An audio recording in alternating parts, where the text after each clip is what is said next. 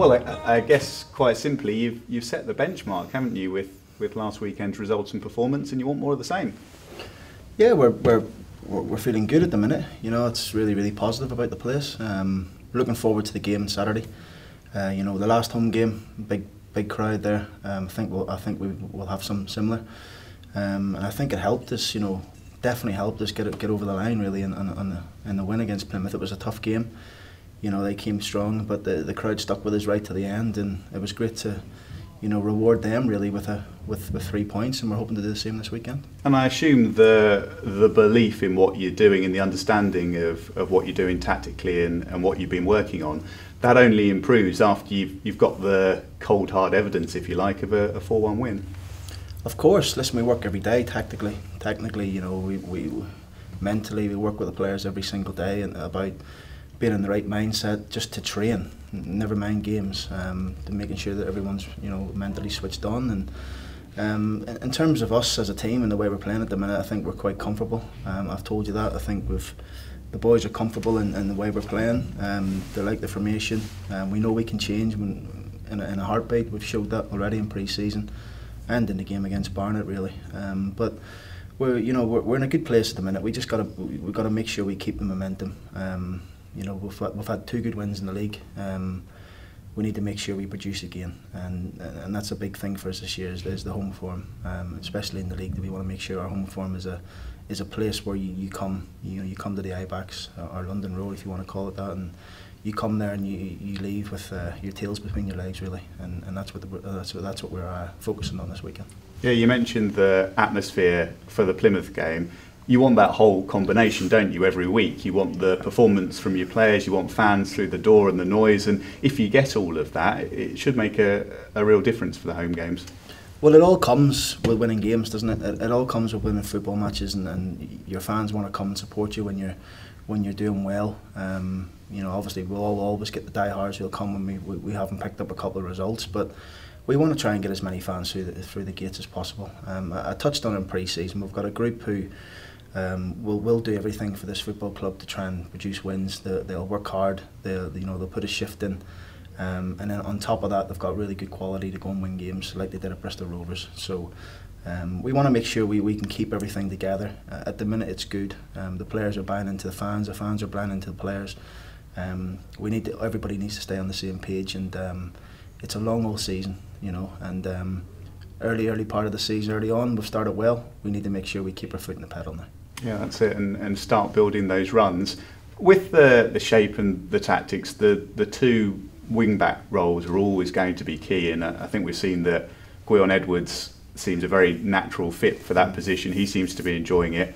Leo da Silva Lopez has played a number of different roles. Are you pleased with the way that he's adapted so quickly? Because perhaps for him, not a role he's played so much or is so familiar with? Well, Gwion hasn't played it much either. So, listen, Leo is top drawer. He is top drawer. You know, the kid he's 18. He's played over 50 games in the first team. He's physically strong. He's quick. You know, he's got all the tools to play much higher than League One, in my opinion. As has Gwion. The 2 of them cover the most distance in terms of running. The amount of running they put in for the team, they're so fit. You can almost play them anywhere. Them 2. It's a position Leo enjoys. He scored 2 there last year in a game we played him. The first game we played him there against Bristol Rovers. He got in the position to score or set the goal up or whatever you want to call it, the first goal against Bristol Rovers this year.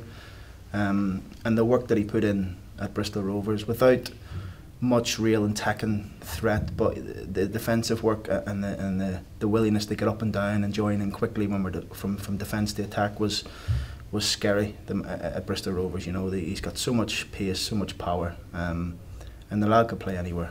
But at the minute, that's where he's playing him. Where we're playing him, he's enjoying it.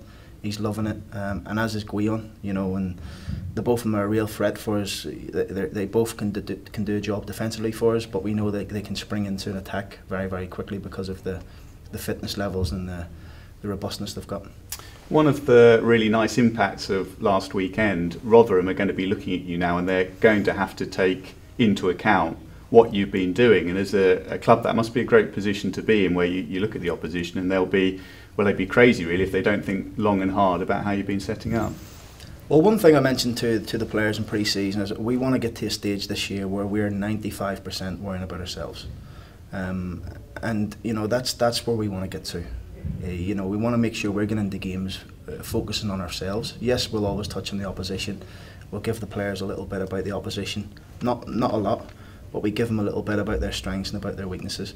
But we want to make sure that our only focus is us. And when you've got that belief that you can turn up and you can produce, you know, when you're on form, you know that's enough to get your result or to get you something out of the game, then it's a great place to be. You know, teams that I've been successful in, when I've been playing at Peterborough or Cheltenham or Scunthorpe, have always only focused about one thing, and that's themselves, because they know when they're on their game, it is good enough to get a result in their league. So that's where we want to get to. You know, it's a work in progress. We're getting close to it. We just got to make sure that we are. The only thing that's going to beat us is us and our attitude to approach a game.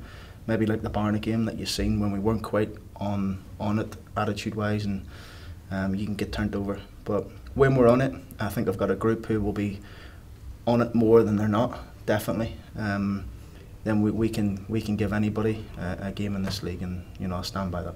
Strange little quirk of the past week or so that we had Barnet, a couple of former Posh players, then Tom Nichols at the weekend, and then this time around 6 players in the Rotherham squad that have played here. They could put out more than half a side of ex-Posh players. Someone asked me that the other day. It doesn't really interest me, really. You know, speaking about ex-players, they've moved on for whatever reason, whether the club didn't want them or they felt they could go and play at a higher level, or now they're at the same level as us. There's a lot of you know, it swings and roundabouts, really. I'm only focused on my team, and I know Rotherham's strengths, I know their weaknesses, I know they've had a good result in their last game, but I also know they got beaten their first game against Fleetwood. So it is what it is. You know, they've moved on, they've gone to a different club. I've got a different squad. I'm happy with my squad. I'm sure Paul is very happy with his squad at Rotherham. So it's going to be a good game. But we want to make sure that we put another performance in for our fans first and foremost. We put another performance in for ourselves, and if we do that, then you know, if we do put the performance in and we make sure we're switched on constantly for the 90-95 minutes, like we were against Bristol Rovers, then we've got a great chance of winning. With the injuries, still much the same, all good? Yeah, all good. Everyone's fit. Jermaine's back in, joining in, looking good, by the way, looking really good. I would say probably 3 weeks away from getting involved in some 21 games, probably 4 or 5, maybe 6 weeks away from the first team capacity, maybe sooner. That's just on the caution side, really. Callum Chettle is still injured. We're not sure on a time scale on Callum. It's one where we need to take it day by day, week by week, and see how he gets on. But I've been quite pleased with that side of it. Touchwood, you know, we've been quite fortunate. Like I said to you before, that the work that Ben and John put into the players before training, after training, you know, injury prevention, you know, all stuff like that to make sure that the players are fit and strong and recover properly after the games, and we don't pick up any unnecessary injuries. Yeah, all paying off at the moment. With Ricky Miller, I guess he'll have been a bit frustrated about the League Cup game, because he may have had in his mind that he could have reduced his suspension, as it were, by an extra game, or could have got playing a game sooner. But is he getting on all right? Is he ready and raring to go? He is. He's played a couple of games now. One behind closed door friendly we had was it 10 days ago or so against Solihull Moors. Now he's played one against Mansfield, a strong Mansfield team. Come here, it was a bit better. You know, the fixture was a bit better for us, really, in terms of they brought a lot of their first team players who in and around their first team. So it was a good game for Ricky. He's chomping at the bit. You know, we're having to give him a day and the weekends off and things like that. You know, when you move to a club, it's a bit like Danny Lloyd, really. When you move to a club from part-time football, it's an everyday thing. You know, you're in. Where part-time, you're not. So we have to manage them correctly then too, and I think we are with them. But Ricky's chomping at the bit. Like you say, he's going to have to wait another game. We thought we might have been able to play him in the Checker Trade game. We tried that just because it was a different set of rules in terms of suspensions, and if you get suspended in that, you're only suspended for that. But for whatever reason, that doesn't count. That still counts as one of his games. So Yeah, but he's fine, Ricky. He will, you know, he's working hard. He's fit. He's strong, and he's going to be a massive boost for us when he's available to play. Yeah, and with Marcus Madison, everyone's still fairly relaxed over his situation. I know you've got this potential that he could move on, but everyone kind of knows where they stand with that. Look, listen, Marcus, it is what it is with Marcus. You know, he's been top class, I think, for the 2 league games, definitely. You know, he's such a threat for us. Even Darryl was saying to me after the game at Bristol that, you know, how quick he can break and how much of a threat he is. And we were talking about Budden, and he was saying, you know, Marcus Madison's similar, and he can just break on teams, and that's him. You know, he's a threat for anybody who he plays against. We're lucky to have him. You know, he's proved it over the last 2-3 years what he can do in this league. He comes in every day. He's got a smile on his face. He's bought into this group. You know, Marcus is his own person at times. Does like to sit in his own, but this year he's a completely different person. He comes in. He sits with the boys. He has dinner with them. He plays pool with them. He plays table tennis with them. He joins in with training with a smile on his face, and he's working hard. And we're just pleased to have him here. And the longer we can have him, the better for the group. I fear this is an impossible question to answer, but do you have a hunch as to whether he's going to stick around? How long's a piece of string? Do you know? I mean, I don't know. I know there's a lot of interest in him. You know, I know Barry and the chairman have told me about the interest in him a lot, and Marcus is aware of it. But he's only focused on playing for us. I mean, I spoke to him the other day. He said that my only focus is playing for Peterborough and winning games. He's probably one of the biggest winners that I've come across in football. He just loves winning, whether it's a 5-a-side or a game on a Saturday. He just loves winning, and we can't have enough of them about the building.